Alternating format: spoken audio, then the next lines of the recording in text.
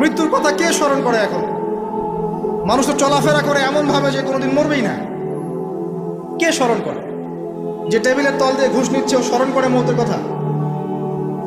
যে মেয়েটা বোরখা পরে যে ডেটিং করে বেড়াচ্ছে, জেনা করে বেড়াচ্ছে, ও কি মৃত্যুর কথা স্মরণ করে?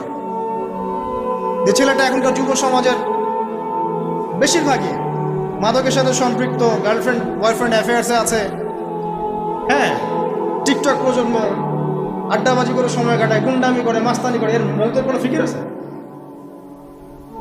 একজনকে বড় দায়িত্ব দেওয়া হয়েছে, সবার সম্পদ লুটপাট করে খাচ্ছে, এর মৌতের ফিকির আছে নাকি?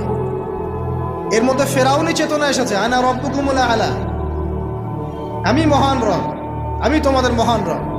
ওদের মধ্যে ওই চেতনা কাজ করছে যে সূরা মুমিনুনে যেটা বলা আছে যে আমরা এখানেই জন্ম নেই, এখানেই মারা যায়, আমরা পুনরুত্থিত হব।